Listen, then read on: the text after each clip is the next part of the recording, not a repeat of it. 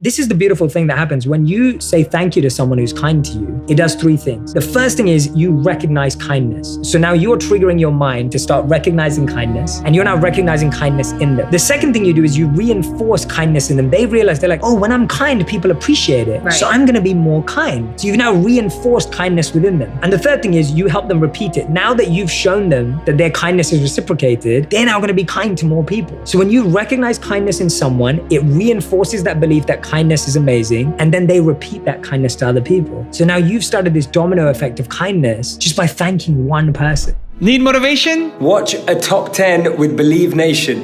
Hey, it's Carmichael, and I make these videos because you are probably the most ambitious person in your circle, but you know you're capable of more, and you get that push by surrounding yourself with the best. So today, let's learn from one of the best, Jay Shetty, and my take on his top 50 rules for success. Enjoy. The Zen story by the tea, and I love Zen stories, and the book's full of them, as you know. The Zen story is where a student approaches a Zen master and a teacher and is complaining about all the challenges in their life and everything they've got going on, and feels like they also have a sense of ego of they know everything that's happening. And the Zen master sees a cup that's full there and starts pouring tea into this cup. And the cup just starts overflowing, and the student's looking at it going like, what are you doing? Like, how does this make any sense? And the Zen master says, well, you're just like this cup, right? I can't put any more in. You can't take any more in because you're already full. Like, you think you're full, you think you're done. And that's the point, that you have to always go back to that student mindset. You have to always go back to that emptiness. And I think one of the reasons why we struggle with that is we think that when we're full, we're safe. Our ego makes us believe that when you're full, when you think you know it all, that's when you're safe. The craziest thing is that's when you're at your weakest. And I think that's what we all miss, that when you think, if you think of any company that's ever thought that they had figured it out, that is when they were at their most weakest point. If there's a fighter in a boxing match that thinks that they have perfected this game, that's when they're their weakest. When you're in a relationship and you think, oh, my life is perfect and everything's going great, that's when you're at your weakest. But we find safety in certainty when actually that's what makes us complacent and lose the plot. So that story illustrates the need to always reconnect. Not that we're empty, that we have nothing, but that there is so much more to gain, there is so much more to learn. The ego makes you think you're untouchable. And the ego makes you think that you are, that nothing about you can ever go wrong, or you're perfect, or not even that, but the ego. Nothing can bring you down. Nothing can hurt you. Correct. The moment you think you can't be brought down, you will be brought down. Right. The moment you think that you can't, like one of my teachers would always pray that he never, and he's been a monk for 40 years, he would always pray that he would never fall to his temptations. And we said to him, you haven't fallen to your temptations for 40 years. Why do you pray for that? He goes, I haven't fallen because I pray for it. Wow. Like he was like, because I pray for it, because I'm aware. Not just because I think it's gonna, yeah. He's aware. And there's a beautiful story of Benjamin Franklin, where he talks about before he died, I believe he had 13 or 14 precepts. These were qualities that he wanted to live by and gain. So they were like simplicity, integrity, virtues, all these powerful things. And he was asked when he was on his deathbed, which was the one he didn't accomplish. And he said the last one, that was humility. What is the power of service, and how can we, without going to an ashram, how can we take our strengths and really give them purpose and meaning? Yeah, so one of the biggest things with service in the ashram is service is a part of your daily routine. So there is no choice about whether you serve or not. So that's a really great way to live, because you're almost exposed to lots of different types of service. So some of that would be cooking for the homeless or underprivileged children who don't have access to warm meals. Some of it would be building sustainable villages inside which people can live and villages can find a home and an economy. So you're always connected to doing something for others. But if I was going to ask a monk, why are we doing this? What would they say? They would say, because I believe that you have to see how you can be useful to others. So the Dalai Lama probably puts the best, that really we're born to help others, and if we can't help them, at least don't hurt them. And to me, that really sums it up, that we're born to help others. We're born with different gifts, with different geniuses, with different talents to improve the lives of others. And the question I always get from someone in the audience who wants to ask me an awkward question will be, and there's always one, right? And so the person will say, well, Jay, how does someone who has nothing in India or Africa do this? Like someone in like a really slum situation or a village situation, and they'll always pick on India and Africa. I'm not saying those. And I'll be like, no, but this isn't for them. I'm speaking to an audience that has an education, that has resources, that has network. Like I'm speaking to people who can make a difference. So anyone who is in that area of society has a responsibility. So anything that you're given in life, you're seen as a caretaker of.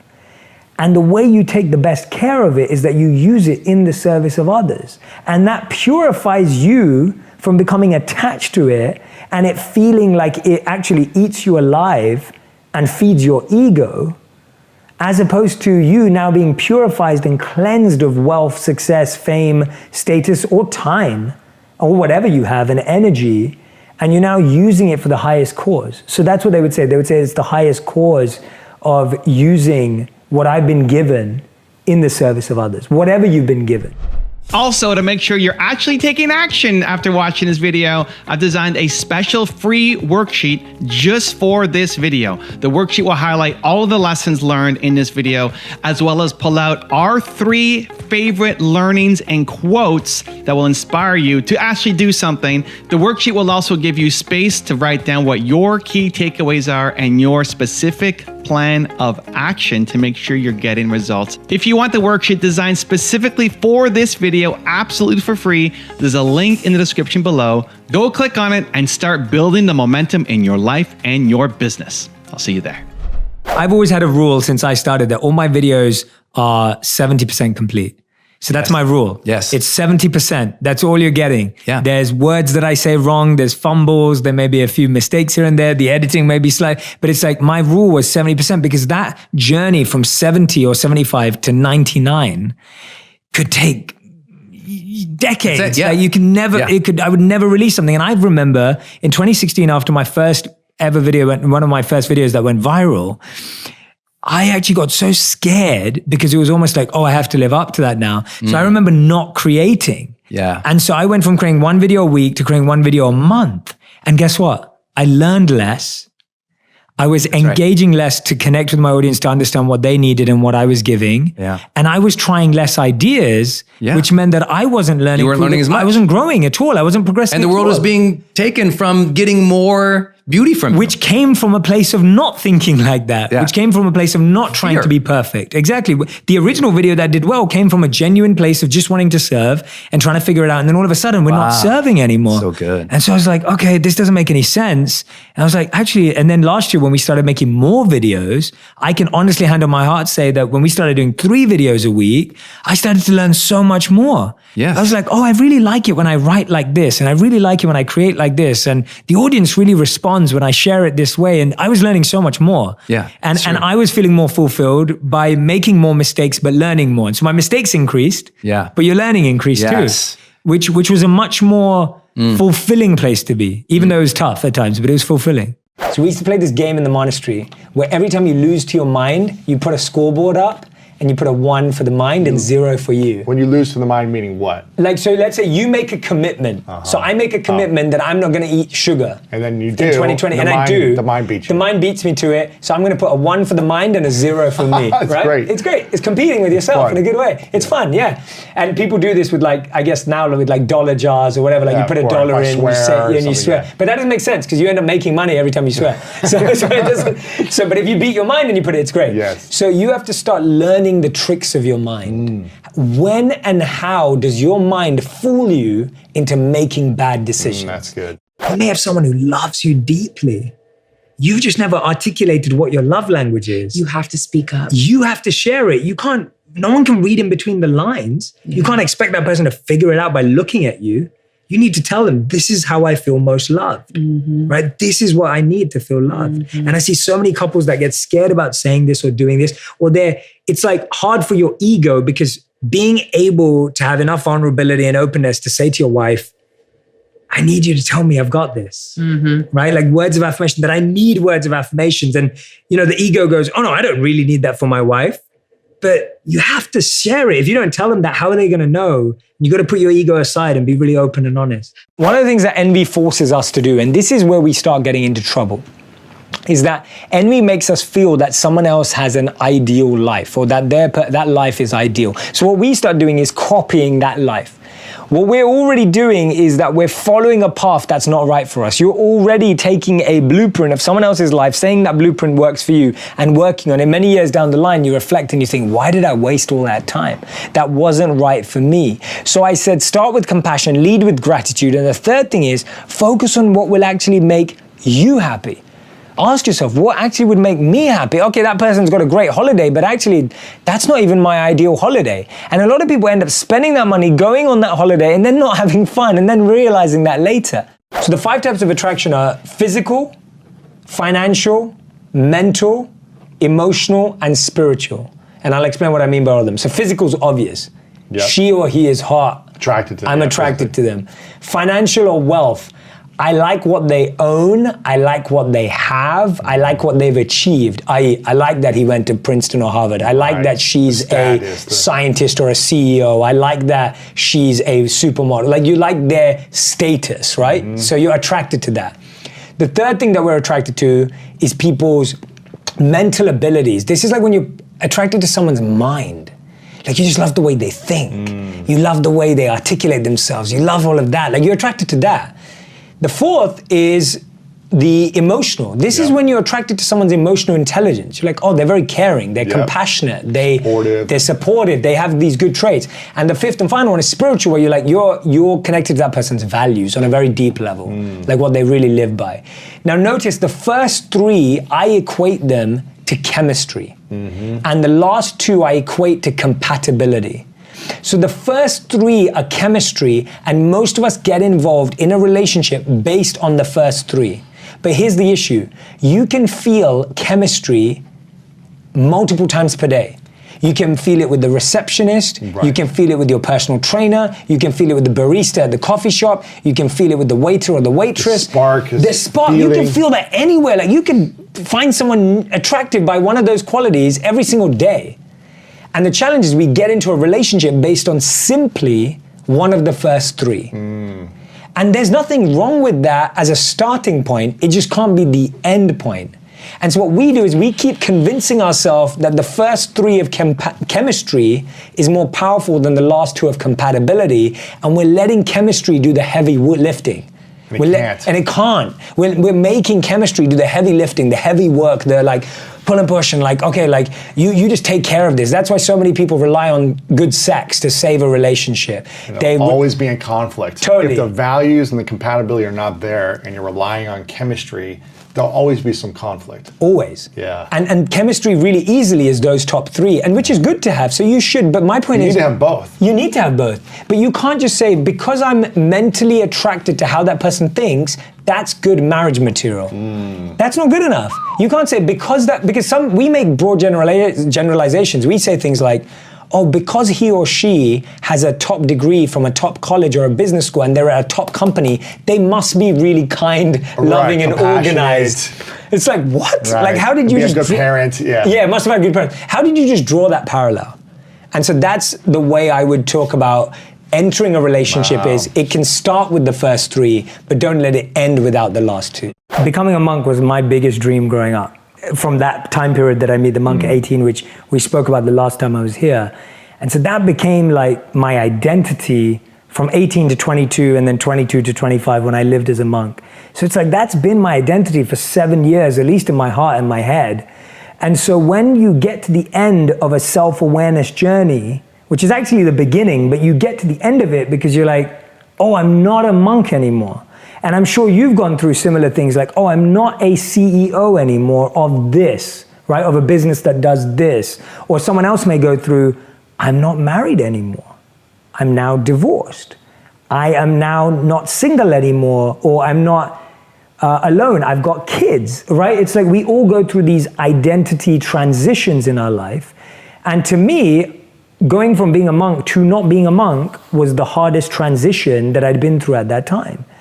And the question that I'm having is, I'm having reflections on who I truly am and what my skills are, what my strengths are, what my passion is, what my compassion is.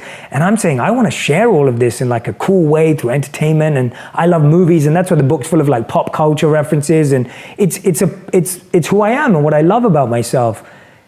And then I'm going, but this doesn't align with what monk life is meant to be in a sacred way.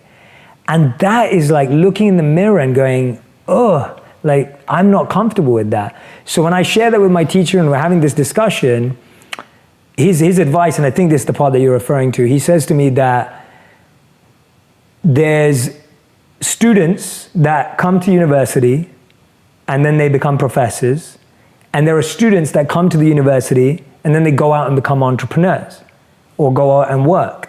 And he says, which do you think are better? I'm like, I mean, neither really. Like, I can't really choose what makes someone better. And he was just like, that's the point. You came here. Some people stay at the monastery and go on to become senior monks and teachers. And some people will go out and do what they do outside. And he goes, but neither is better. And it was the simplest advice. It's one of those pieces of advice that it's all about the person that says it and not necessarily what you're hearing. But for me, it just clarified the judgment I had, the attachment I had, that I could only be happy and purposeful in this way. And that's really what we're all struggling with, that currently we all have a projector screen up here that goes, this is what life's meant to look like for it to be happy. And then down here, we have the reality version of what life actually looks like. And we go, oh no, they don't match. That doesn't match. That's not working. That means I'm going in the wrong direction. The funny thing is, the version you have doesn't exist at all. It's just an imagination. It's virtual reality. And the reality that you're experiencing could actually be getting you closer to that goal than you even think, but you just don't want to go down that path because it doesn't look like the one you imagine. And that's where I was at. I was having to go down a path that I didn't imagine looked like success. But then the question is, well, what does success look like then? And it definitely doesn't look like the version in your head. So to me, I started to realize, and I genuinely believe this, and your affirmation is very useful to me, the 3 years of my life living as a monk were like being at monk school, and the last 7 years have been the exam. And everything in this book is stuff that I've tried and tested in the last 7 years. I learned it at monk school, but I tested it in reality. And I'm only sharing what in the last 7 years has perfectly worked for me to feel like I'm exactly where I need to be. That doesn't mean I don't have off days. That doesn't mean that I'm happy all the time. It doesn't mean that I don't get angry. It doesn't mean that I don't get upset, but I'm going in the direction that I want to be going in.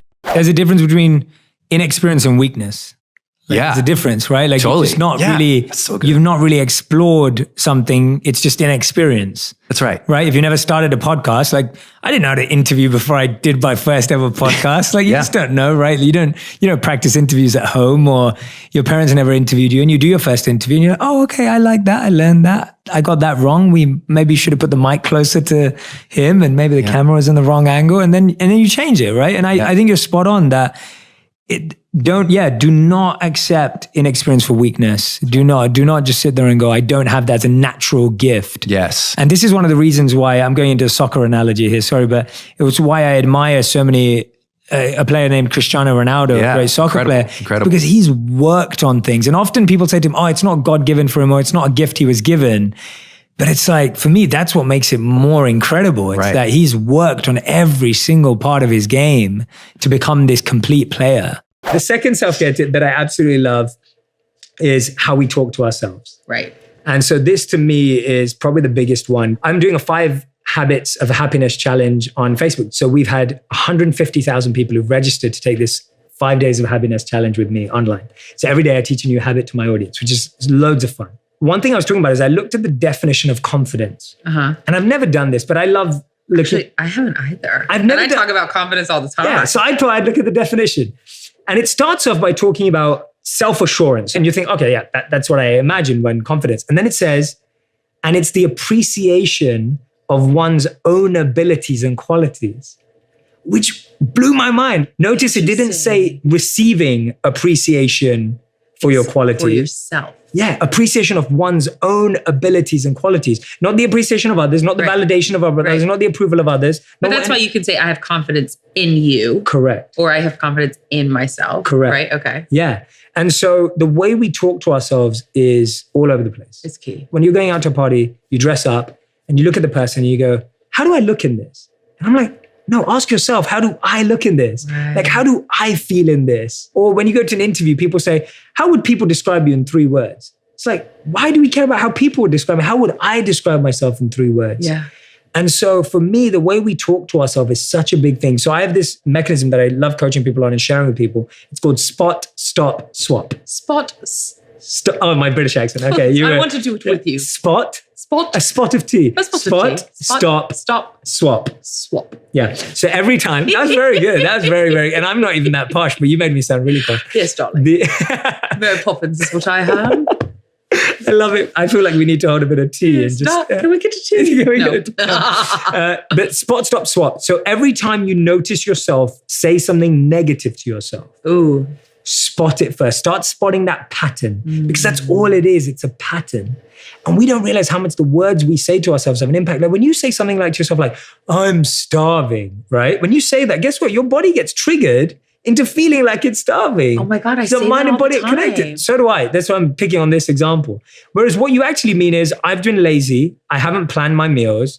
I haven't eaten for 2-3 hours. And you're saying I'm starving. Starving is the person who doesn't know where their next meal's coming from. Right. You're just hungry and disorganized. Right. And so when we say to ourselves, I'm exhausted, rather than saying, I'm going to make time for a nap today, or I'm going to sleep earlier today. I'm going to bed. You're saying the same thing. Right. But what you're saying is changing it. So first spot that pattern. One of the things I think a lot of people say to themselves is, I'm not good enough. I'm ugly. I'm not beautiful. She's beautiful. He's really good looking. He's got a great body. She's whatever. And if you spot that, where is that happening? It's usually happening when you're browsing through social media. Right. So now let's stop. Let's limit the time you spend in that place with that person, whatever it is that's sparking and triggering that thought. Let's limit that time. And then let's swap it for something better. So what am I going to swap that with? I'm going to listen to Ashley's podcast. I'm going to read this book that Ashley recommended called The 5 Love Languages. I'm going to go to a class that I've been wanting to go to, or a workshop, or whatever it may be. Like you've now opened yourself up to swapping it. So spot, stop, swap. So start to spot the patterns, the way you talk to yourself that are bringing you down. Start stopping being in those places and times that spark that thought, because there's usually an alignment. And then swap it, upgrade it for something higher. Don't settle. Like just don't settle.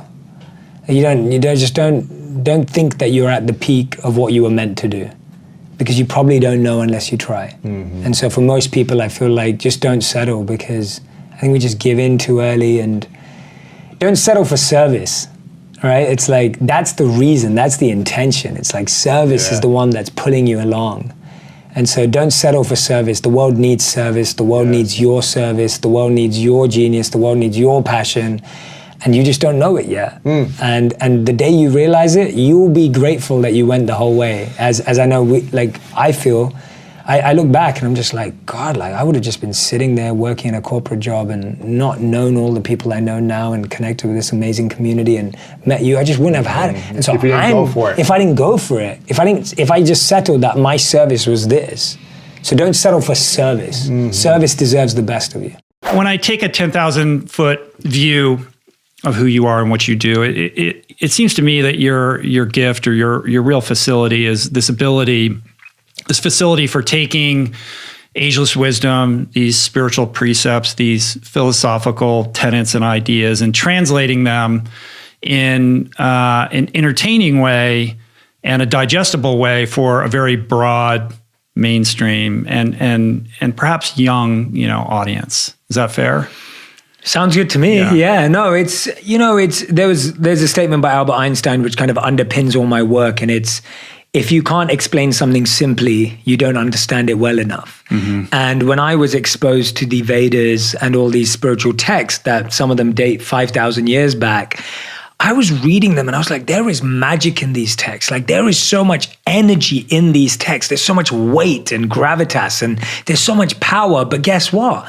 most people will never be able to experience it because it's in another language. And when I say another language, I don't just mean Sanskrit or Hindi or, Chinese. I mean another language of it's speaking to a different age.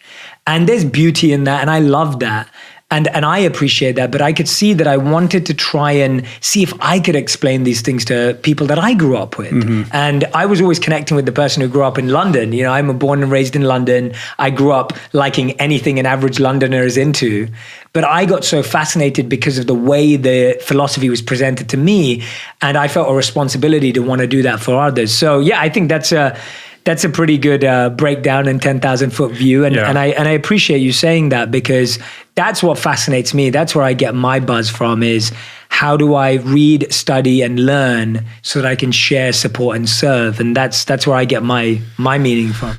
We spend or waste so much energy focusing on the success of others that we don't spend enough energy focusing on developing our own success. Imagine all the energy you're channeling towards someone else's success and just going, how comes they have that? And you could channel that and say, actually, how do I create meaningful relationships in my life? How do I create relationships that I'm happy about? Just that switch completely changes the course of your life, right? Completely. That's all the switch that we need to make. And that's the switch where your intelligence leads the mind rather than the mind leading the intelligence. When the mind leads the intelligence, the mind gets caught in that web of the mentality that, oh, I don't have enough. I'm not good enough. And that's one of the interesting things, that there's no limits on the amount of holidays you can take. There's no limits on the amount of billionaires in the world. There's no limits on the amount of millionaires in the world. There's no limits on the amount of successful people in the world. There really isn't, right? There's nowhere where it says that there will only be 100 millionaires on this planet. There will only be 10 billionaires on this planet. There aren't rules like that. They're not written anywhere.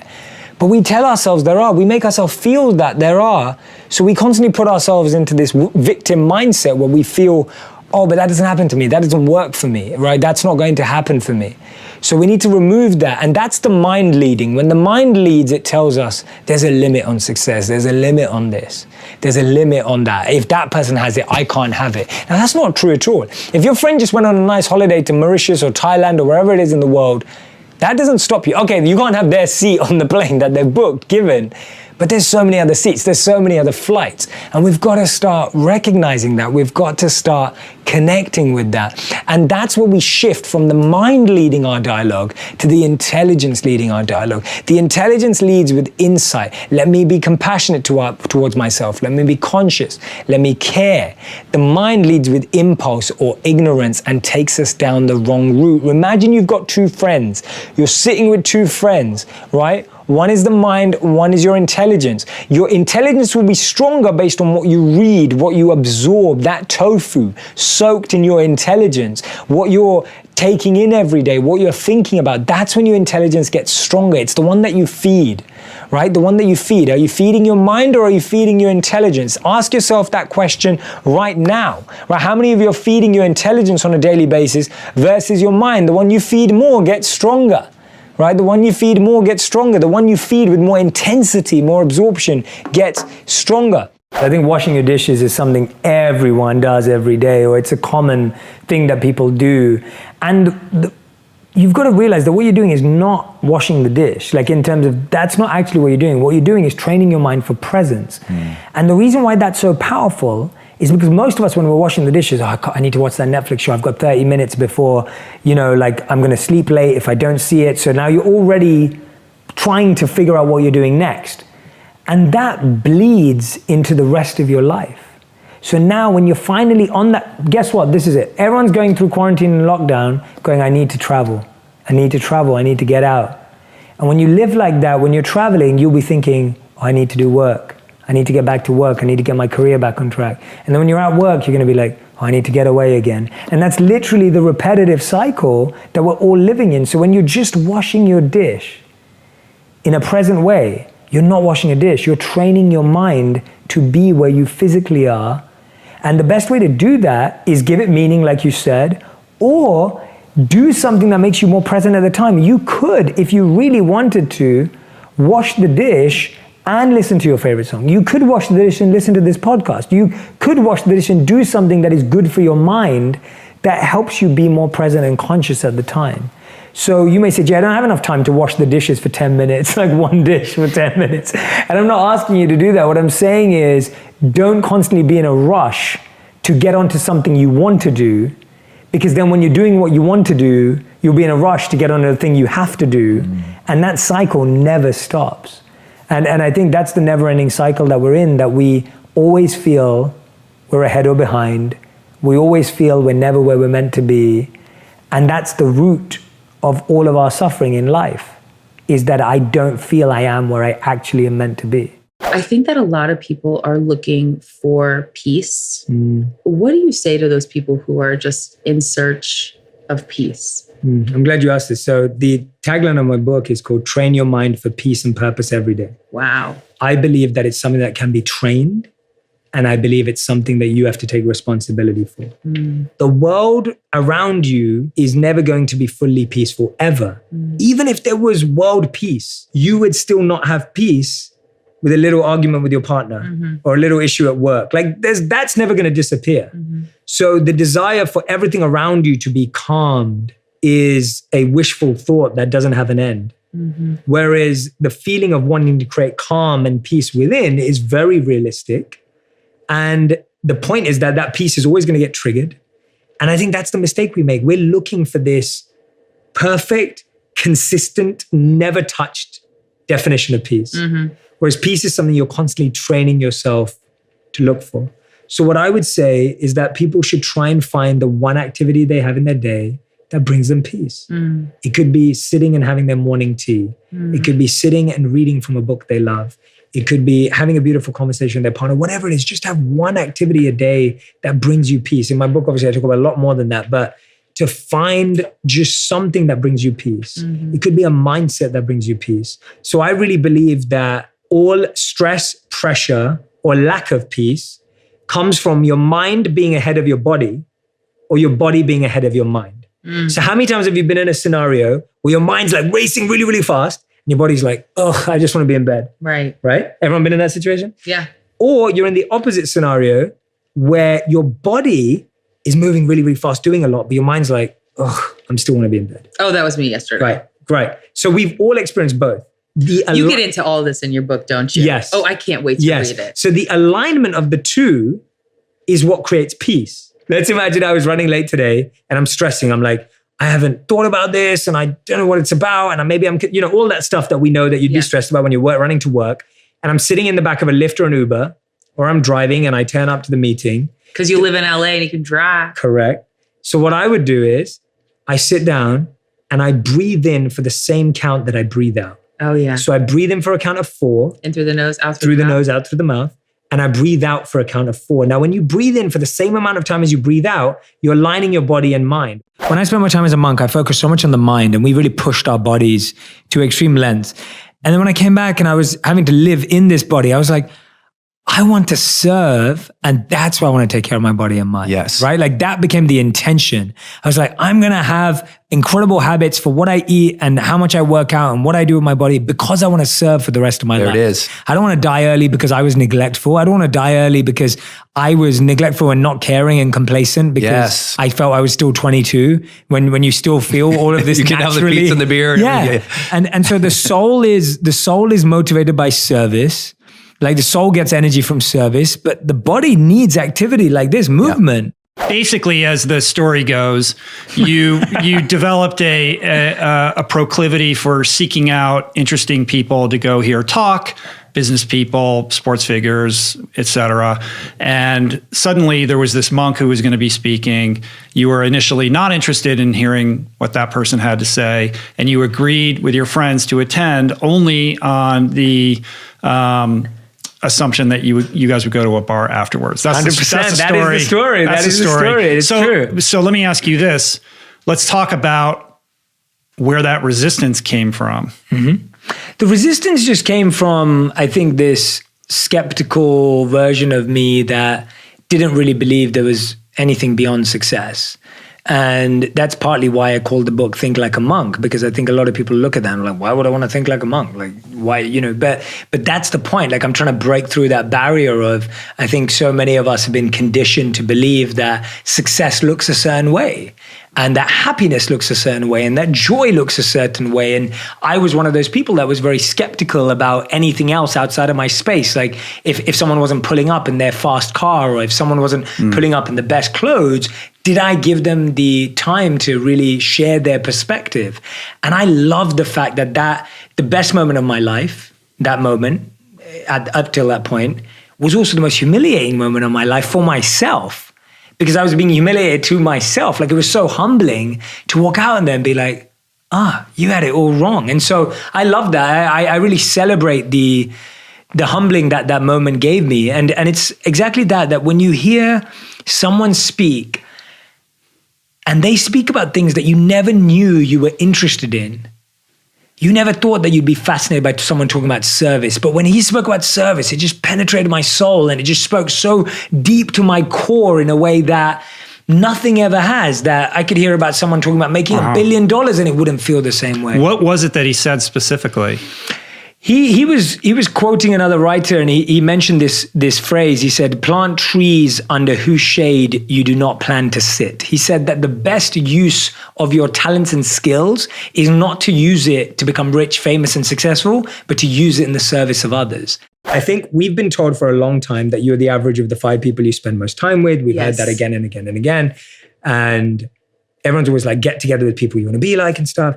And I've been thinking about that a lot lately. And a lot of my friends were saying, Jay, I'm always around people, but I still feel lonely. Yeah. I don't know if you've heard that. Like, people are like, I'm busy, but I'm lonely. I'm around people. You especially hear it in LA and New York. Right. Yeah. And you feel that people feel lonely. And I said, the challenge is we need to stop getting together and we need to start growing together. And what I mean by that is schedule one experience once a week with a friend where you're both growing together. Choose an activity that neither of you are pro at. So don't go to yoga class if one of you is a yoga enthusiast and the other isn't. Go somewhere where there's a level playing field.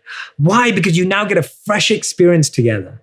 It's so good because it boosts your confidence. And who cares if you're bad? Totally. And because you're going together and you're both bad, there's no pressure. and my best memory of this is once for training, I was sent to Chicago, and it was 80 of us who'd never worked together. This was when I joined a corporate company. 80 of us were sent to Chicago for training, but we were told it was Chicago, but actually we were 2 hours outside of Chicago in the middle of nowhere. And we'd be at training 9 a.m. to 6 p.m. And then at 6 p.m., it was too late to get into Chicago. Right. So we'd have to do something. And the only thing we could do is play sport, because there were all these outdoor sports places. 10 of us every night would go out and we played volleyball in the snow. None of us had ever played volleyball before. I could pick up the phone to any of these people today because we all just had this crazy, unique experience together. That's so funny. And you're learning something together. And I think we underestimate this. Learning something every day is huge for your self-care. Right. Because you only feel good about yourself when you feel you're progressing. Yeah. So I started this really simple habit, and it's learning a new word every single day.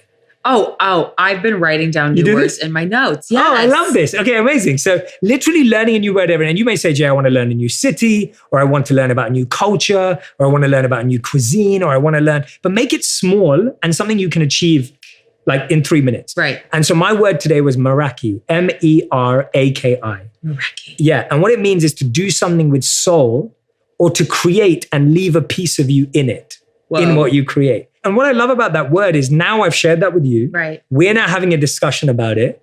You've now contributed to a conversation. Your self-worth gets boosted because you've learned something new. Right. And you've proved to yourself you can remember and share it. Dharma is a fascinating concept. Yes. I absolutely love it. And the loose language terminology for it is purpose or calling or your mission and vision in life. Like, what are you meant to do? It's kind of like what you're meant to do. Mm-hmm.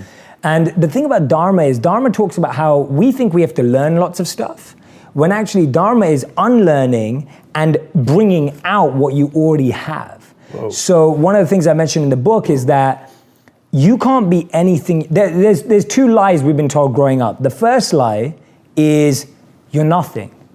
You're stupid, you're worthless, you're not gonna make it. And I'm sure many people listening and watching have heard that from teachers, parents, aunts, uncles, whoever it is.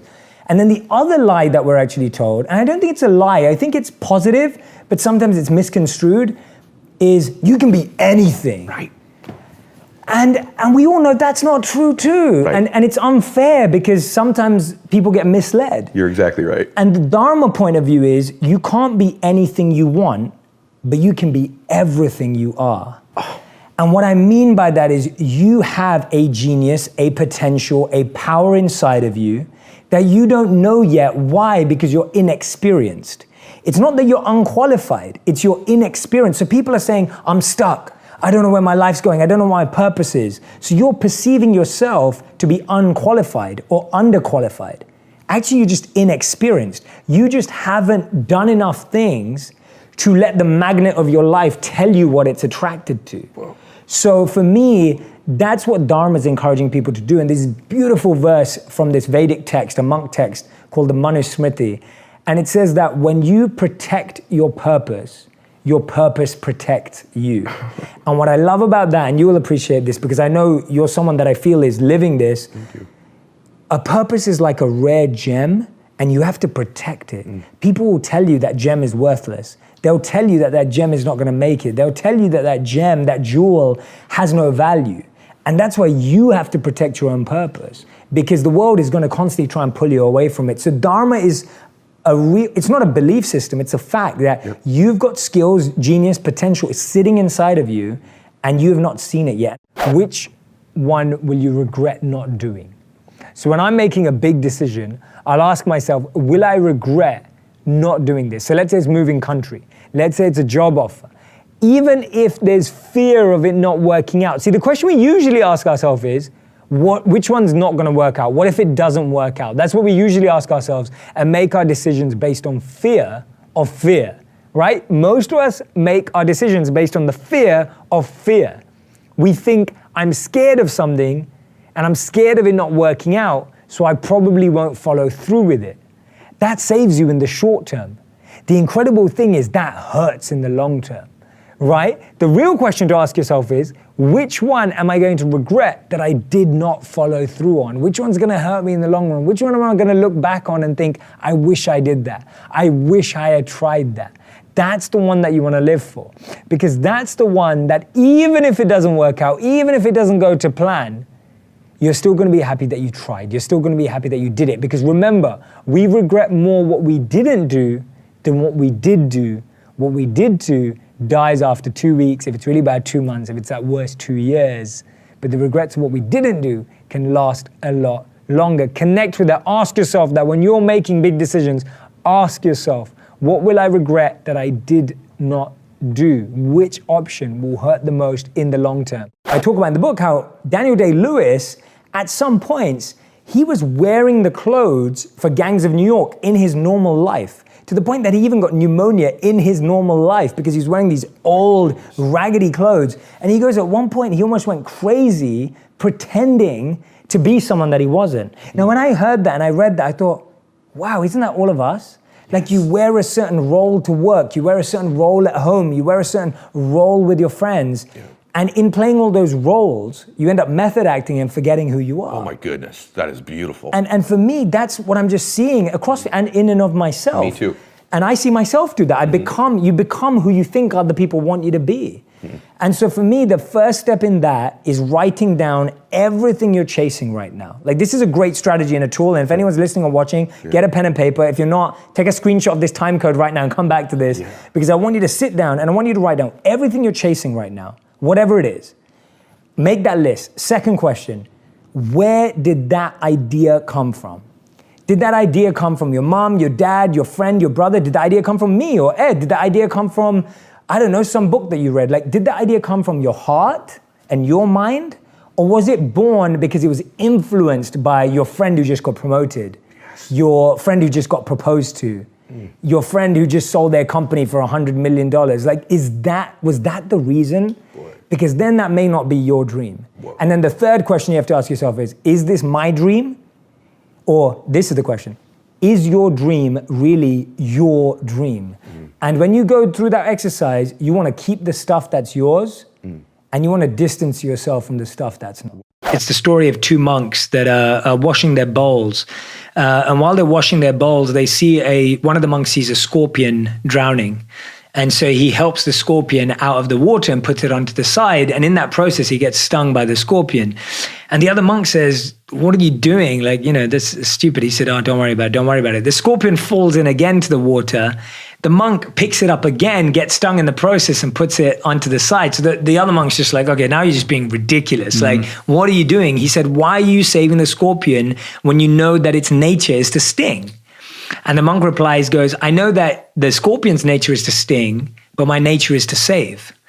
And so he understood how hardwired his service mindset was, that he was willing to go through the pain to act in that way. So what I'm trying to share with that story is that we're all wired to serve naturally as children, as kids, as people, as humans, but we've been educated for greed. And you see this, there's countless viral videos of kids who like walk up to their television screen and wipe the cartoon characters' tears off with their tissues, or like kids like running to help the person next to them. And we were all once that person. But it's just the education that we get, and I'm not just talking about school, I'm just saying generally the education of becoming self-centered. And whether you look at it from a scientific point of view, the studies that have been done, when people help people, their depression goes down, their mental health goes up. When people help people, they're able to feel more joy and experience more happiness in their lives. Like, we are happier when we serve and help people. And that, I think, has been so lost, that if someone genuinely asks themselves, because I think everyone hearing that will say, oh yeah, but I like to help people, I try. If you really did an audit of how much time you spend every week genuinely helping someone who is giving you no help, or is genuinely helping someone who does nothing back for you, I'd find that we'd say a very, very little amount of time. I can't remember who said this, but it's talked about like your success. I can't remember who said it, but your success is based on the depth of the problem you solve, right? And it's like, if you look at any success, even if it's Jeff Bezos and Amazon, and someone goes, I want to be Jeff Bezos. Jeff has solved, not that I know him, but Jeff has solved a issue that people had. So it's still service. And I think that's what we miss, that anyone who's winning, even financially, whether we agree with their business model or not, they are performing some type of service to people. And because he's serving more people with an issue that they have, he's able to make more money. So even from a totally financial perspective, service still wins. Perspective is a beautiful thing. And when I see the level of pain that other people have gone through at this time, and I'm experiencing the fact that people have lost someone or something, or they've lost their job, or they've lost their livelihood, or some people have lost their homes. And to me, that level of perspective really allows me to look at my life in perspective. And I'm not devaluing my loss. And I don't think anyone should devalue or belittle their loss. But I do think that perspective is a game changer, because all of a sudden you can look at something with the significance that it has. I'll give you an example. Like when you stub your toe or you lock your finger in a doorway, it feels like a 10 on the scale of pain. And it's like the worst thing that could have ever happened to you. Yesterday, I cut myself on the side of my bed. I have one of these low Zen beds, and it has really sharp corners. And it cut my leg, and I've got this big scar across my shin, and it was bleeding. And, in the moment, that was the worst thing that happened to me. And I'd say, I felt a 10 of pain. But actually, if I think, what is a 10 of pain, or what is 100% of pain? It would be like losing my family, or something terrible happening. And when you look at things with that perspective, all of a sudden, cutting my leg feels like a 1 on that level. And so I think that perspective is really powerful. Take the next month, take the next 30 days, and every weekend, plan a new activity, workshop, seminar, course, book, podcast to listen to, person to shadow, person to experience with. Take a Saturday and Sunday and try it out. You've got 8 things that you can now test. There are 8 days, 8 weekends in a month, roughly. Test something new on each of those. Go and actually do something. So this is no more thinking, no more reflecting. If you want to be a chef, or you think you want to be a chef, go and do a cooking class. See how natural it was for you. See how much fun you had doing the process. Take 8 different things and try them out. When you do both of those together, within 30 days, you could figure out what you genuinely are passionate about as a starting point. Mm-hmm. That may change, it may evolve, but at least you've got somewhere to start. And the biggest mistake is we're sitting there doing a personality test trying to figure out what our passion is. Obviously, you're not going to know. I want you to think back to a moment where you felt you were in your element, where you felt you were in flow. It may have been a challenging situation, but to you it felt somewhat effortless. You were performing an activity. You were doing some sort of teamwork with another group. Now, the challenge is that we usually think of, when someone asks you to think of your passions, we immediately start thinking of hobbies like art, music, drama, right? Science, whatever it is. We start thinking of containers. Because for a long, long time in our lives, we've been trained to believe that everything comes in boxes, everything comes in containers. We think of careers as containers. We think of careers as boxes. But the incredible thing about finding your passion is that our passions are more like environments that we thrive in. Right? Our passions, or our natures as they're called in ancient traditions, is actually environments, a group of elements coming together that means someone can thrive. It may mean for you that you work better in teams. It may mean for you that you work better alone. Those are environments, environmental signals that you can find if you're just conscious and aware of when you're in flow, when you're excited, when you're making a difference, when you're making a change. I really want you to think about how envy is the art of counting another's blessings, not your own. Start with compassion.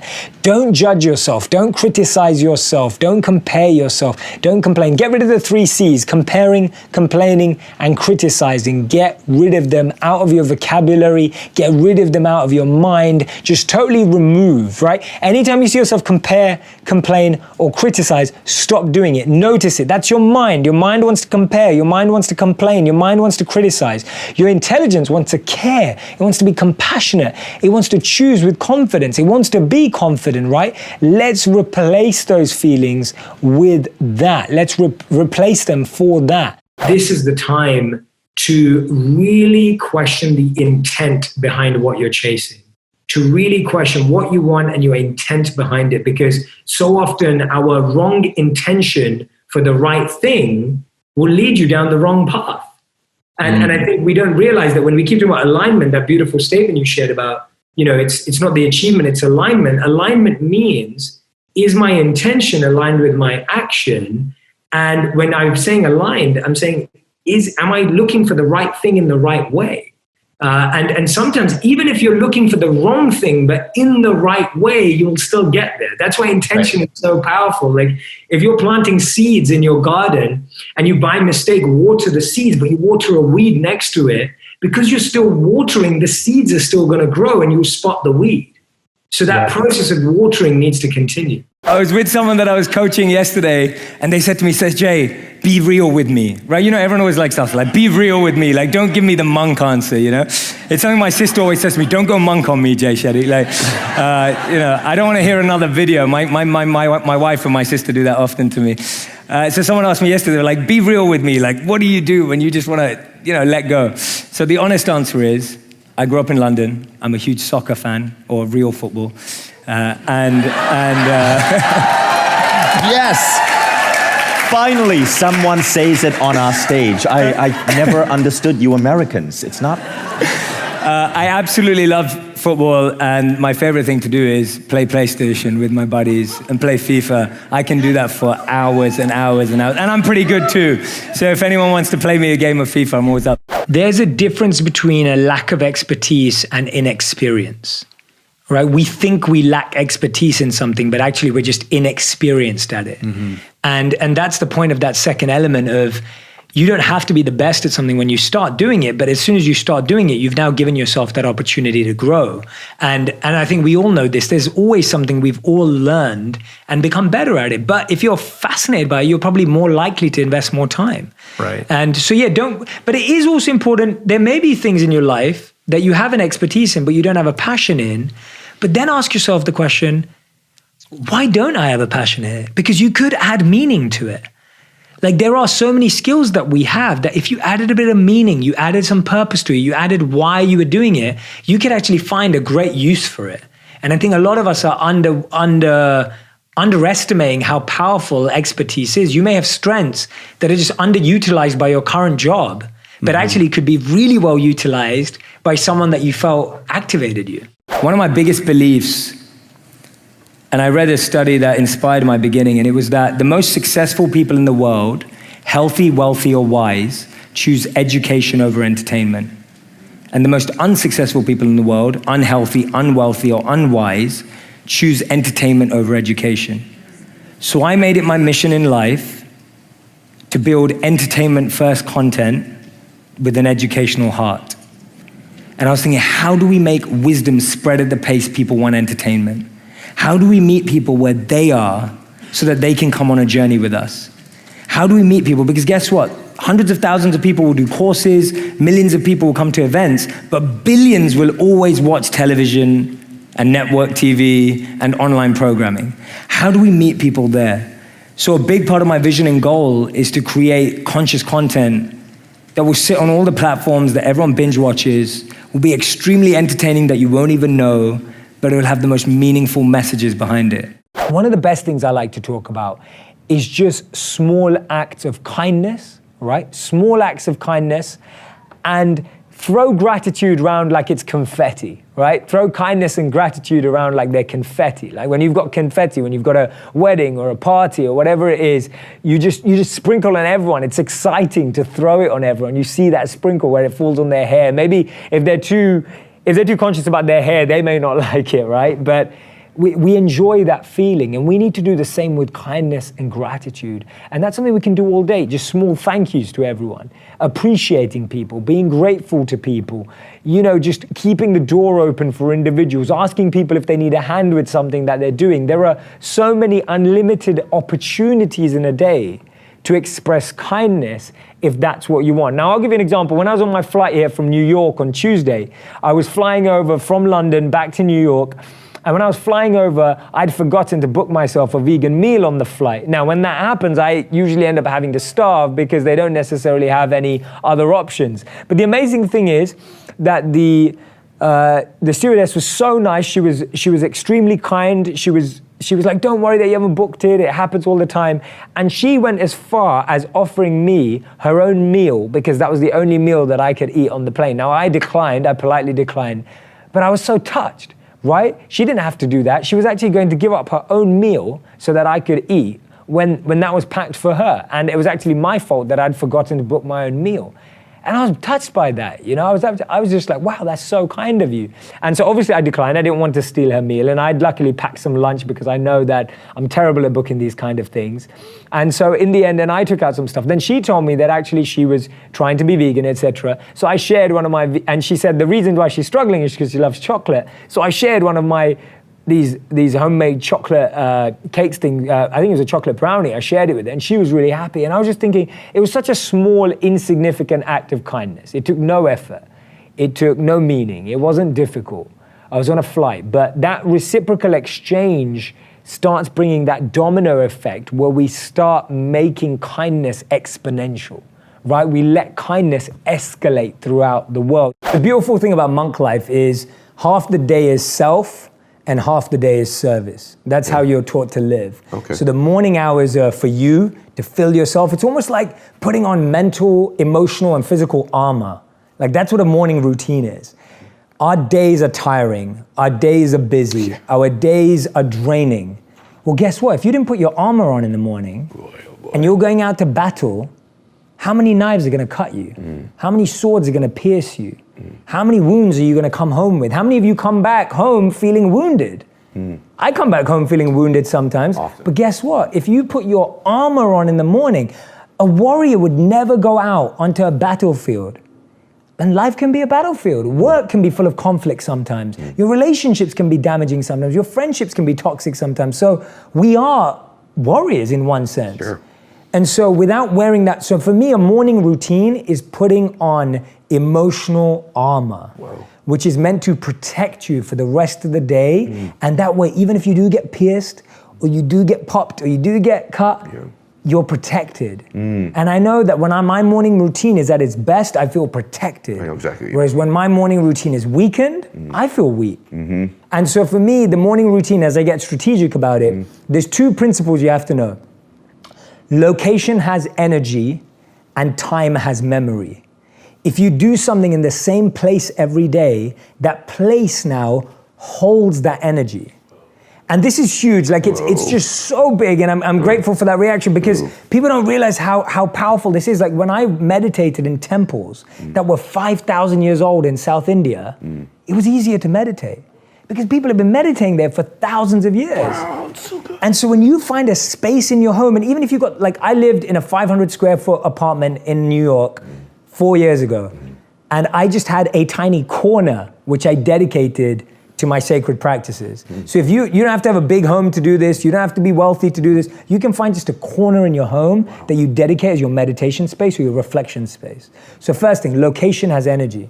Second thing, time has memory. And this is something that people underestimate. When you do something at the same time every day, you remember it and time remembers it. That's why we struggle to work out at different times every day. It's why we struggle. Like, why do we feel hungry at the same time every day? Generally, we feel hungry at the same time. Most people, if you've got a regulated diet, you will feel hungry. You will feel tired at the same time every day. You will look towards that Coke can or that sugar or that chocolate bar at the same time every day. And so when you're meditating at the same time, if you're exercising at the same time, so what I recommend to people is your morning routine needs 4 aspects, and it's simple, and I call it time. It's about making time in the day. Okay. So time stands for T-I-M-E. T stands for thankfulness. There needs to be, even if it's 5 minutes of thankfulness, of gratitude every single morning, and that has to be gratitude that's specific. It can't be gratitude that's generic. So generic gratitude is something that anyone could be grateful for. Oh, I'm grateful for the sky. I'm grateful for air. I'm grateful for water. That's cool, but it's generic gratitude. Specific gratitude is I'm grateful for the fact that I have someone calling me this morning. I'm grateful for the fact that I can still call my parents. I'm grateful for the fact that I have this person in my business who is having such an impact. I'm grateful, it's specific. Specificity. Yeah, so thankfulness. Second one is insight. I think this is one thing that a lot of people are missing, which I recommend people listening to you. It's like podcasts, books, and make it easier for yourself. If you get this book, leave it open on your bedside table. Leave it open on your kitchen table. Leave it open on your dining table. I guarantee you will read more, and what you read will speak to you. And I think people underestimate that literally, like when you have it open and you'll just flick to a chapter randomly and you pick up one line, it will impact you and it will speak to you. So insight, you need insight every day. M is meditation, and I believe meditation is different for different people. As monks, we did walking meditations, we did beach meditations, we did visualizations, we did breath work. Find your meditation practice. I give a ton in the book. And fourth, obviously exercise, which you can speak to even more than I can. I exercise to keep fit. You look amazing too, though. But it's an exercise. Everyone needs to find 5 minutes a day, 15 minutes a day of exercise. No one had the guidebook for 2020 up their sleeve, or no one could even have expected themselves to be ready for this. Like, no matter how good you are at predicting or trends or whatever it is, 99% of people did not see this coming. And so there needs to be a bit of self-compassion and not judging ourselves. It's so easy to get into that spiral of one of the pieces of negativity is judgment of self, like judging ourselves for not being the best parents, not being the best partners, not being the best people. And that's not a get out of jail free card to behave how you want. What that is genuinely allowing yourself to say, hey, I need a bit of time just to adapt and be compassionate, because no one had the mindset or the plan. No, this is a black swan event for everybody. Totally, like, this is crazy. And so it's so extreme. But what should happen, and we were talking about this earlier, Brendan, is that in this moment, you now shift to go, okay, I get it. I'm going to build the muscles that are going to help me build adaptability and resilience for this forever. So I'm never going to be blindsided again, or I never want to be in a situation again where I don't have the tools. So when you're thinking like a monk, for this situation and the negativity, the first thing that a monk does is it's about putting on your own protective shield. A lot of us walk out onto the battlefield of life without having done our own training and our own shielding and our own protection. And so one of the ways, or a very simple practical way you can transform your environment, is a 3S model that I give in the book. And it's sights, sense, and sounds. Now, sight, sense, and sounds have a huge impact on your personal shield and the strength of your shield. And so when we look at sight, sight is what you see. So the big question I'd ask, Brendan, anyone who's listening or watching right now, is what's the first thing you see in the morning? If it's your phone, and studies show that 80% of people see their phone before their partner in the morning and the evening, Brendan, right? Can you imagine that the phone is the last thing you see and the first thing you see in the morning when you wake up? When you do that, I would be awful. I would be awful. I would be awful too. I mean, this is the point that you can't put yourself in a, something I often say is like, monks are not training in a strip club. Like you don't put yourself in the complete extreme sorry for my crudeness, but I love it. You're not putting yourself in an environment where you're set up to lose when you're training, right? When you're strong, you can put yourself in extreme environments, but when you're training, you make it yourself work. So if you're waking up in the morning, make the first thing you see be a quote you love.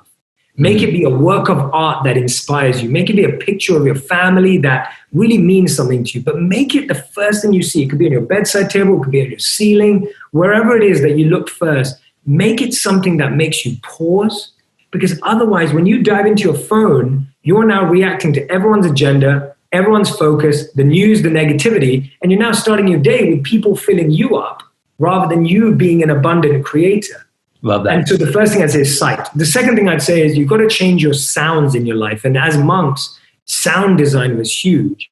So I discovered this when I lived in New York City for 2 years. And I used to find myself feeling quite mentally tired. And I was always wondering what it was. And so I started researching and reading, as we do. And I read about this thing called cognitive load.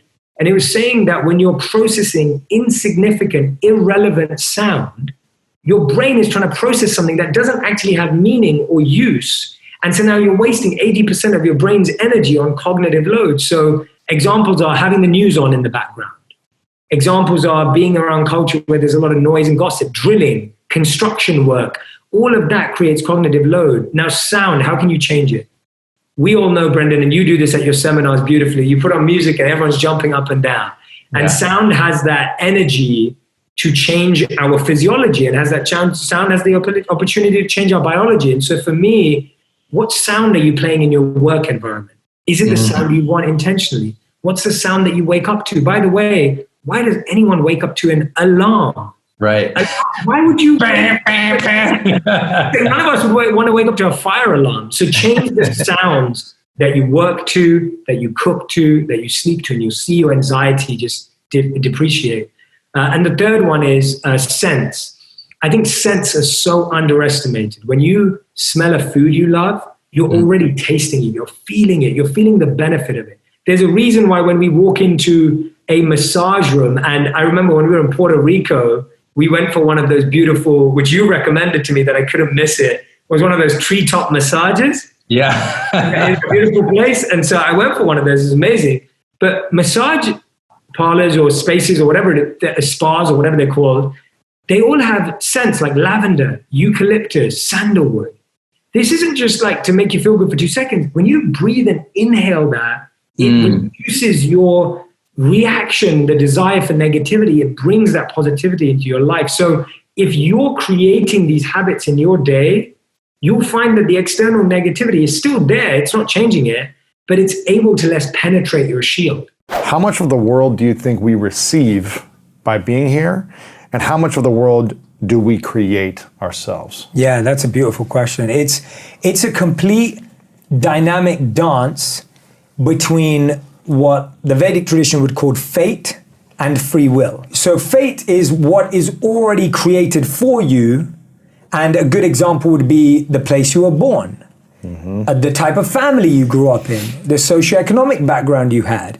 It was already there when you walked into the world. But within that, you had choices where your free will came about.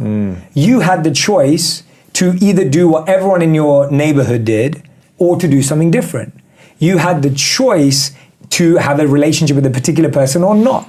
So what happens is that we're constantly creating new spaces from which we have another choice. Right. And so you kind of see it as this dynamic dance between, okay, now I'm in this situation, and now what is my choice in this situation? So I would say, I'm not saying it's equal, I'm saying it's a dynamic balance and a switching process where you're constantly creating a new level, and then now in that level you have a next choice. Because we didn't have the choice to be created here. We were here, and that wasn't our choice.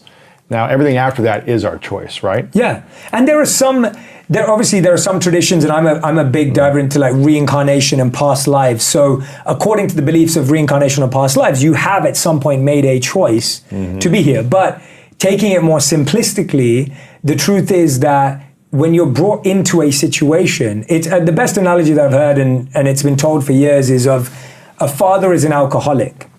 One of the sons that he has decides to become an alcoholic because his father's an alcoholic. The other son decides to never drink alcohol because his father's an alcoholic. Right. So they were exposed to the same situation and same scenario. Same environment, but they both made different choices based on their experience. And that's the choice element. That's the element that we should be trying to empower in our lives, because we can constantly say, I'm limited by my environment, or I've been restricted by my environment. And hey, it's true. There are so many of us that have been limited and restricted. But by now you repeating that, you are going to repeat that restriction in your life. Intuition comes from asking yourself questions. Basic questions, simple questions, just as it would getting to know Rich, getting to know Jay is the same process. After I eat something, did I like that? Did I not like it? The next morning, did I like that? Did I not like it? When you ask people, what are your favorite movies? You know how you feel when you walk outside a movie. No, you don't need to do a personality test. You don't need to do a 3 months away in Costa Rica. Like, you don't need to do that to know whether you like something or you don't like something. You can do a sense check with yourself every single day after doing an activity. And if you literally, after you did anything you do, stop and just ask yourself, did I enjoy that? Yes or no? Simple question. So let's say I say yes. What did you enjoy about it? Let's have that conversation. What did I enjoy about it? What part of it was uncomfortable, but you still got excited about it? These are 3 simple questions that can lead you to greater self-awareness. I've done the same with every area of my life, and you should really become like an encyclopedia in your own life. Like, if someone goes to me, what's your favorite movie? It's like, I am a big fan of thrillers. My favorite director and producer of all time is Christopher Nolan. My favorite movies are Memento, The Prestige, Inception, Interstellar, and the Dark Knight trilogy. They're all Christopher Nolan movies. There's such a pattern in our lives, and everyone has that pattern. We just have to look beyond the debris that's all there, of the noise and the dirt that's stopping us, because there's just so much distraction. Ego is demonstrated in 2 ways. So ego is either I am the best in the world and I think I'm better than everyone, or ego says you're the worst in the world. You're the worst than everyone. You're much worse than everyone. Or you say my life is the best and the greatest. My life is the worst, right? My life is far worse than anyone else. So the ego likes to push you to the extreme. It doesn't like to give you balance and honesty and reality. It wants to make you feel like you've got the worst life in the world and no one else understands it. No one gets that. Only you get it and you get the worst. Or you're the best and no one else gets you. You're untouchable. And people miss that. Yes. They're like, how does that make sense? Exactly like you said. But it does make sense because the ego wants to be the top or the bottom.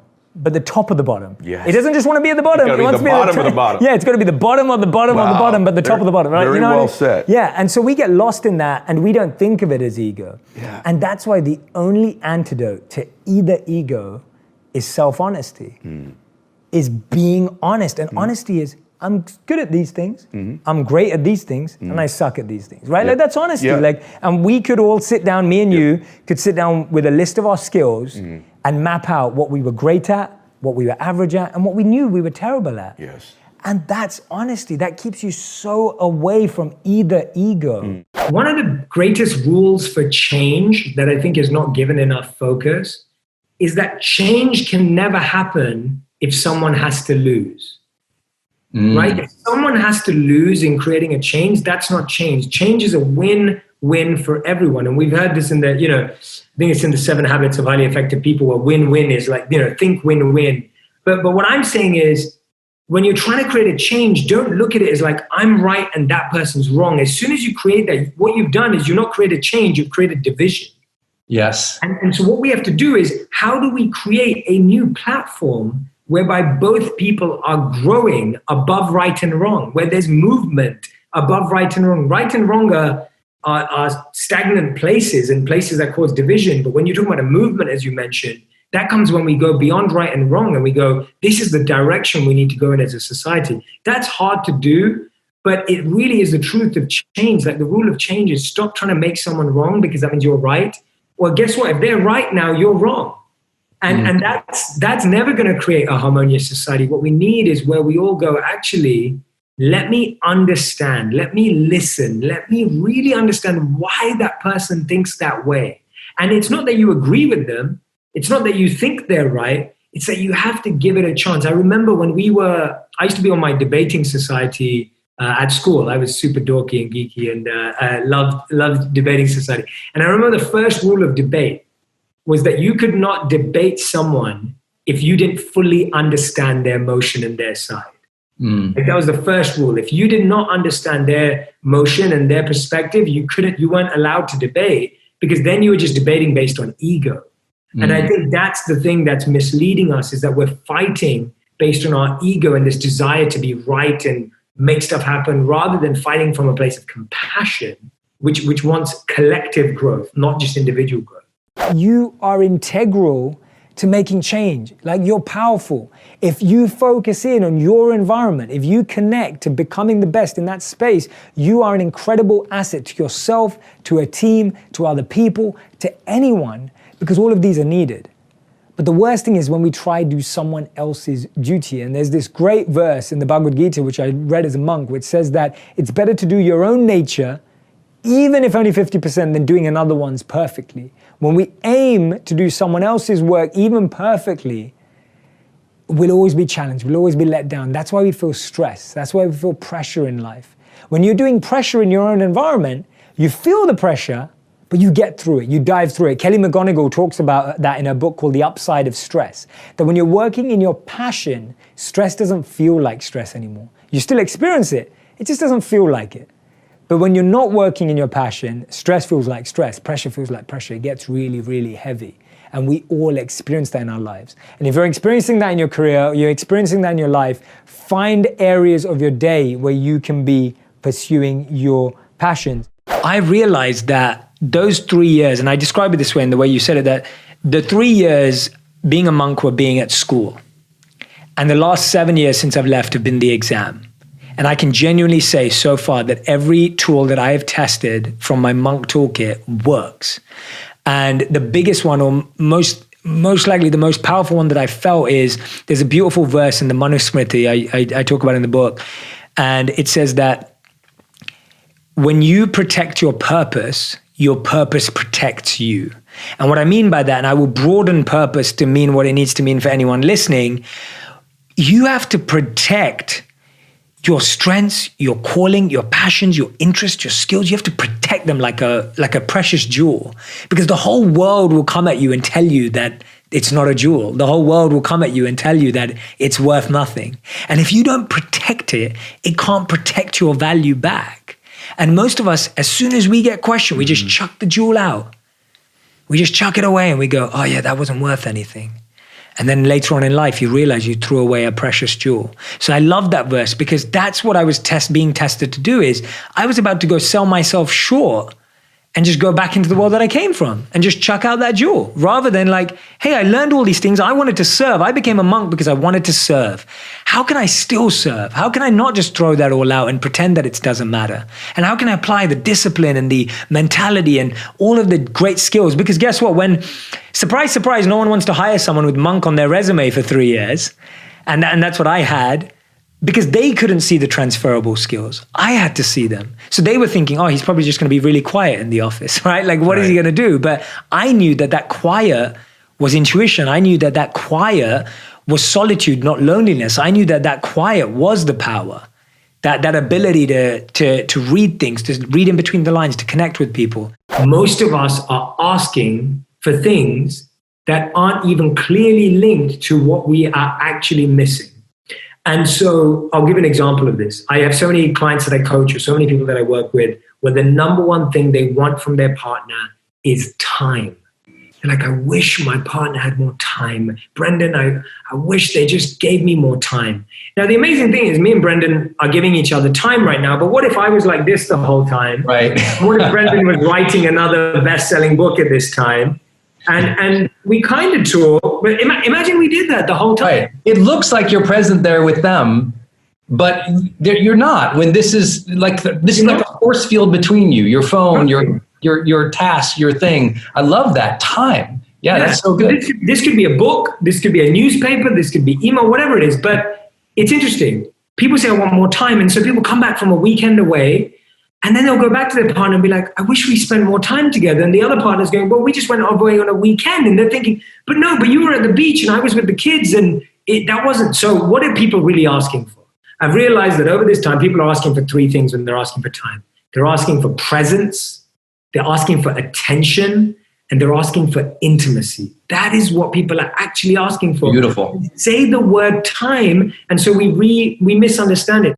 We truly have influence in more than our environment. Our environment affects us for sure. It plants seeds and weeds into our life, but there is still a choice. And I think even if you feel there isn't a choice, simply by accepting that there is, it means you have a chance to get out of there. And I think that's what... Because if you don't accept that there is, then you're just going to stay stuck. Correct. Like, there've been so many times in my life, and there's a beautiful quote from Edison.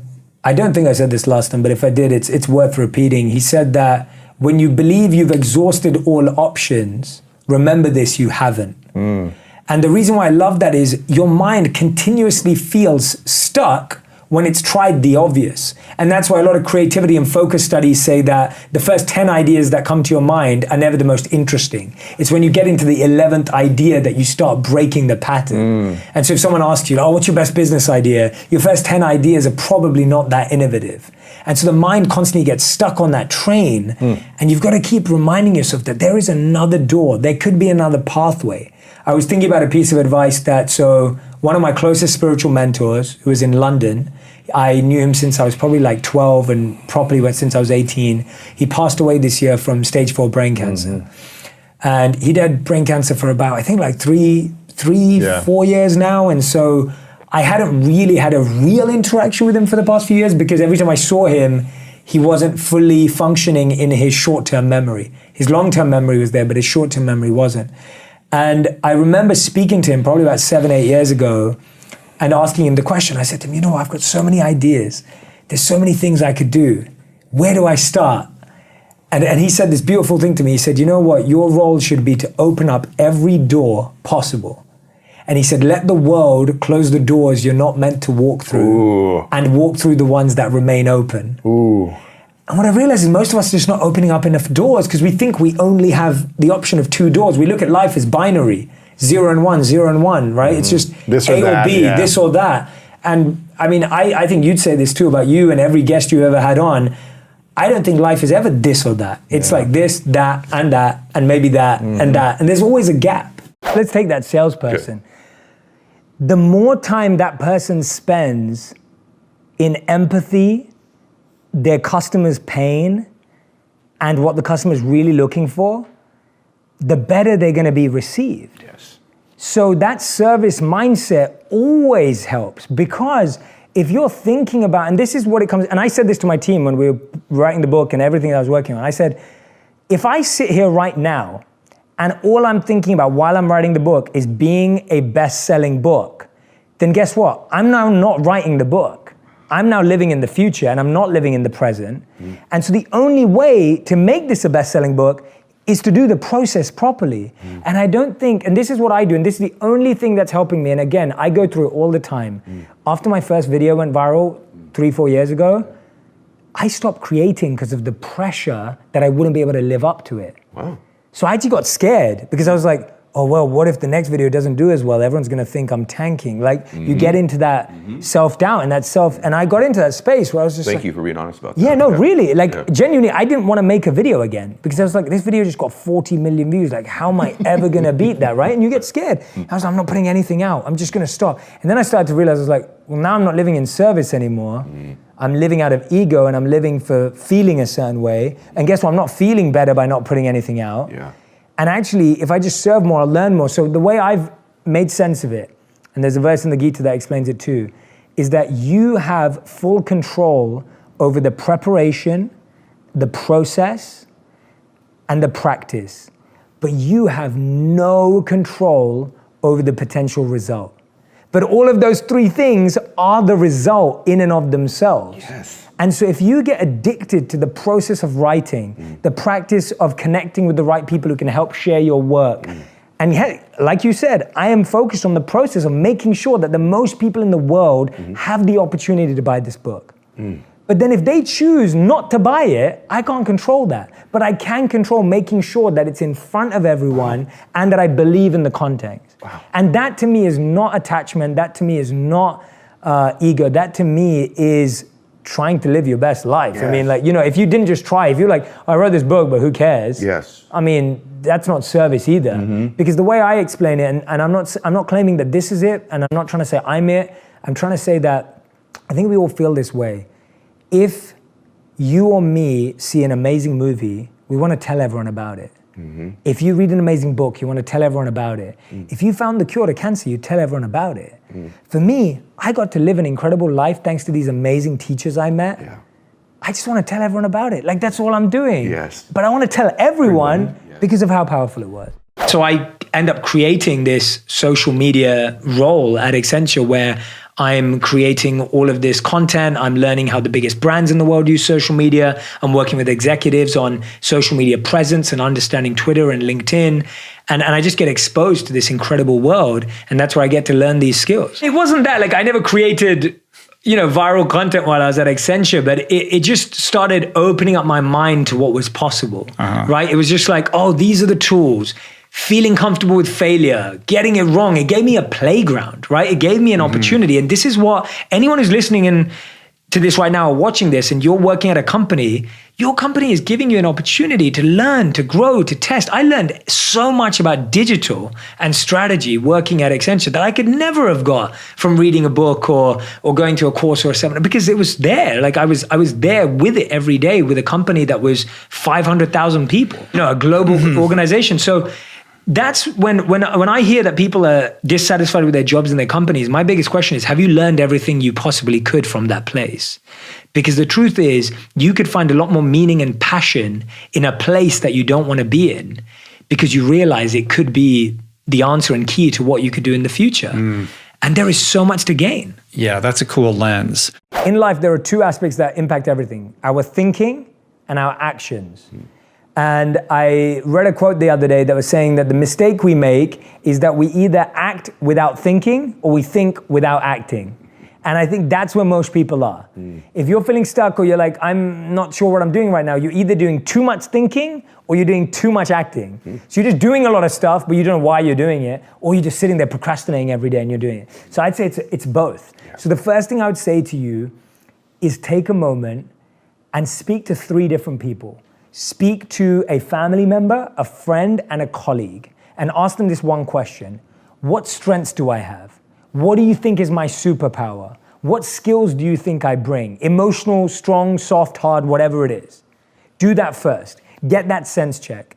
Second thing, for the next month, take off every weekend, 8 days, because there's 8 Saturdays and Sundays all together in a month, and book a different course, workshop, seminar, online, offline, go to an event, shadow a friend, go and spend time with an aunt, uncle who's doing the career you want. Go and have 8 new experiences.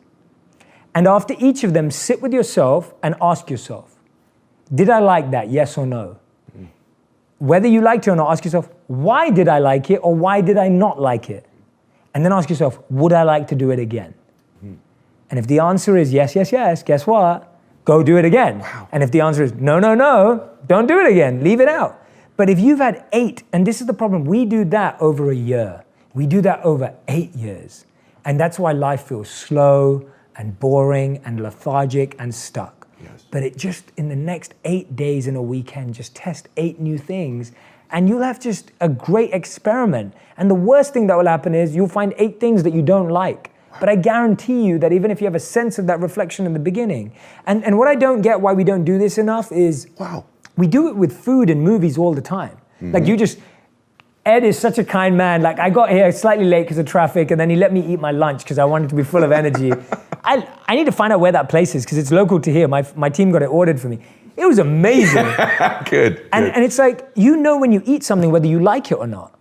You know when you watch a movie, whether you like it or not. You know when you read a book, whether you like it or not. But why don't we ask ourselves after meeting people, completing projects, or going to places? Most of us keep meeting people that take our energy. Most of us keep going to places that drain us of our energy. And most of us keep working on projects that just disturb our energy. All you have to do is ask yourself, does this bring me alive? Why does it bring me alive? Really important to know why it works.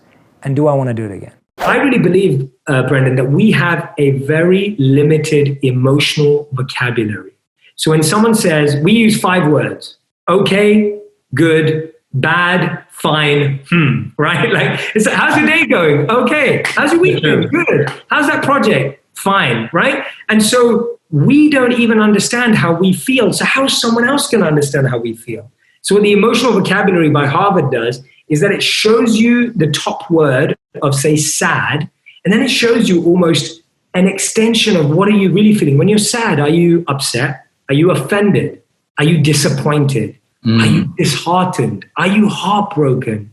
There are so many more words. So this is what it means to think like a monk, where you diagnose how you genuinely feel, and then you clearly articulate that so that not only are you asking for the right thing, people really understand you. And that's one of the biggest mistakes in relationships. We don't really know what we're asking for. Psychologically, we feel a sense of safety and security when we think people agree with us.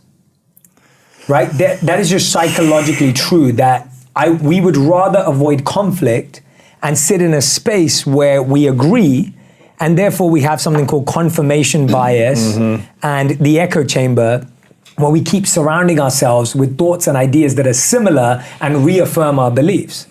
Now, I think that you can have that and at the same time entertain ideas that you're not sure about yet.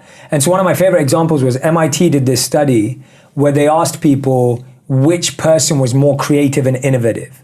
And they showed 2 charts. One chart was employee A and the other chart was employee B. The chart for employee A, all of the people they knew each other and knew them back. So it was almost like a closed loop. And employee B, they knew lots of people who didn't know each other. And they found that people who have more people in their network who don't know each other are more likely to be creative and productive. Really? Why is that? Because they expose you to opposing ideas and they may counteract how you think. So one of my favorite examples of this is a conversation between Mark Zuckerberg and one of his mentors. So Mark Zuckerberg told this story at the Facebook headquarters a few years back. I wasn't there, I've seen it on video, and I'm sure it's available. And he talks about how when he was struggling with the direction of Facebook in 2009, he approached his mentor. And his mentor happened to be Steve Jobs. Wow. Pretty cool. Wow. Pretty cool. I wish. That's really cool. Yeah, it's so cool, man.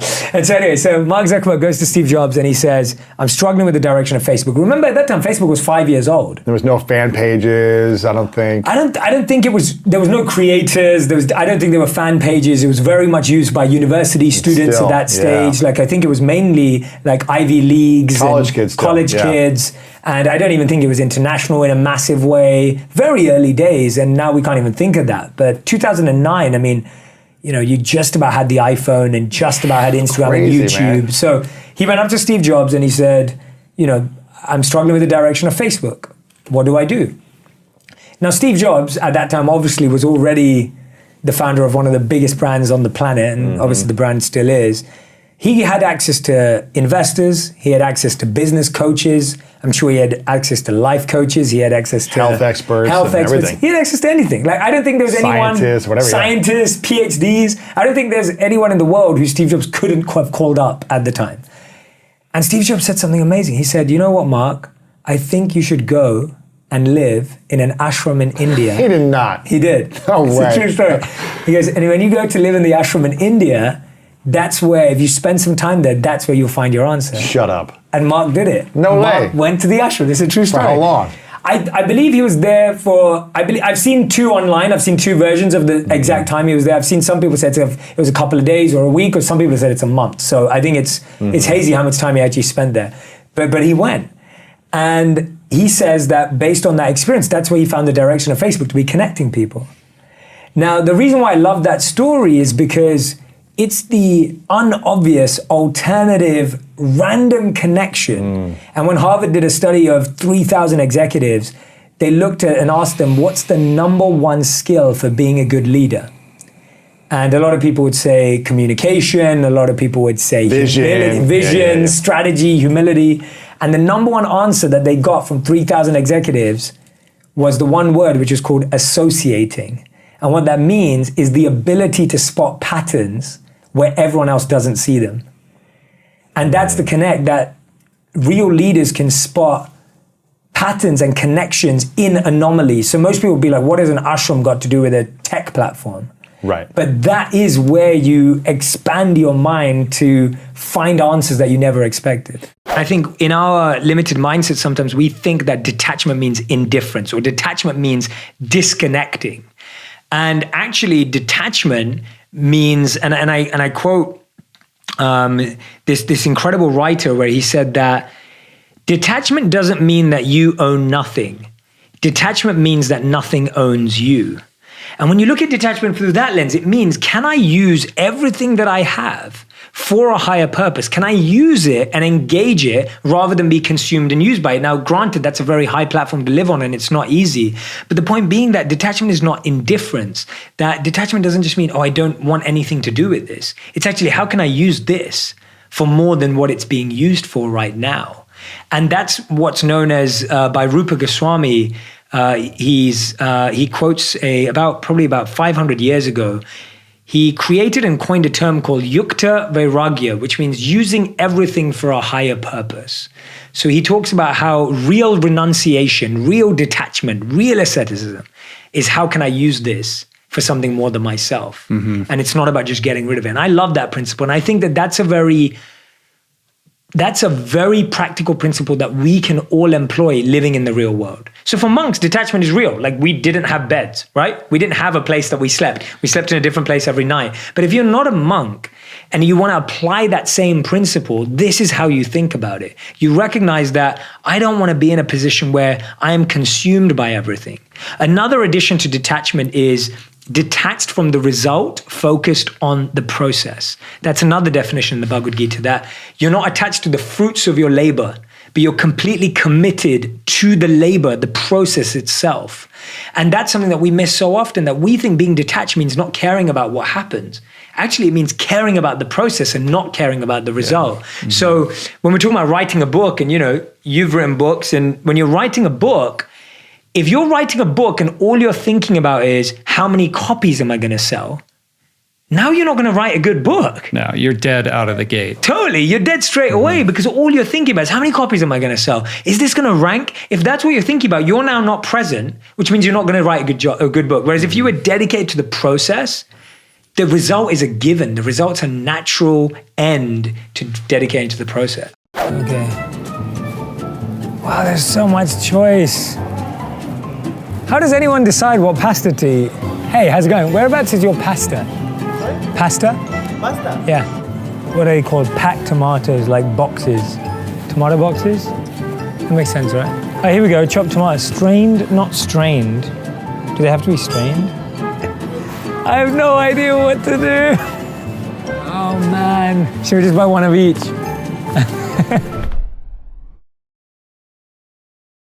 I like getting rid of visual triggers. I think the challenge in a lot of our lives is that we're surrounded by the same sounds, the same sights, right, and the same people that we were in our past. And I see this with anything, and I'm sure you felt this. When you went deeper into your faith, did your circles change? 100%. Right. When you went deeper into your faith, did what you look at change? 100%. Right. So you look at my heart changed. Your heart changed, because, but internal and external. Yes, because for me, when I transformed in my faith, it was a transformation of my heart. Yes. Not about what I was actually doing or not doing. Correct. And that's what I feel for anyone. Anyone that I've witnessed and observed go through transformation in their life, their environments have changed. And so for me, a lot of us are making it harder for yourself. It's like saying, I want to start working out every day, but I don't own any trainers, right? It's like, that's not going to work. It's like doing the opposite. Like, I want to go on a diet, but I'm going to keep chocolate cake in my refrigerator, right? Like, it's that. So you're saying, so you're enabling I want to get over the past, but I'm going to keep my ex's sweater right next to me, and I'm going to keep all these text messages that I could keep reading through again. Why do people go back and read text messages? Because From someone that broke their heart. Because nostalgia and imagination is more powerful, right? The feeling of nostalgia, and this is in studies too, like the research behind nostalgia is you always think things were better in the past with something like that. So you read a message and you're like, oh, but they loved me so much. And now all you're doing is reality's here and you've got your own version of reality playing here. So you're basically writing your own movie script up here when reality is telling you this. And nostalgia is that script. It's that fantasy that's never going to become. It's that fantasy that isn't real. So it's you saying, I don't want to accept what is, and I'm trying to accept what if. Those people who can't get over that hump, what do you tell them? One of the biggest things, like, Do you really want to? No. It's a good conversation. I think one of the biggest things I say to people is just like, let's kind of break their space that they're in. It's almost like that person needs a space change and they need to get out of that zone. And so for me, I'm always encouraging people to start doing new things. I think it's so powerful when you go and have a new experience, when you try something new, you join a new class, you've never done it before. Because guess what? It's about finding yourself again. So you're now learning new things about yourself. You're now falling in love with yourself. It's about falling in love with yourself. Correct. And I think that the biggest mistake we make in that time is everyone's telling you, oh, when's the rebound? Like, are you going to date this guy? When are you going to start dating again? Or this girl? When are you going to be out there again? And it's almost like, well, no, maybe it's about I go inside this time and spend some time with myself. And I think new experiences are a beautiful way of doing that because you only learn new things about yourself when you do new things with yourself.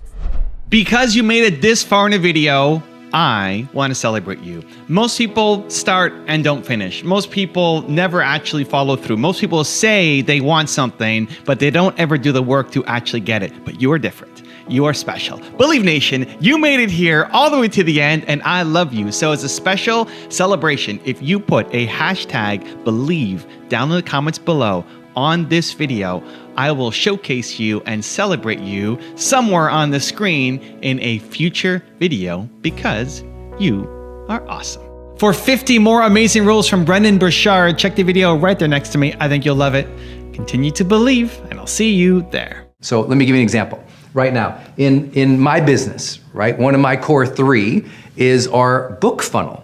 Like, so for me, as you guys know, as an author and a trainer, when I sell books,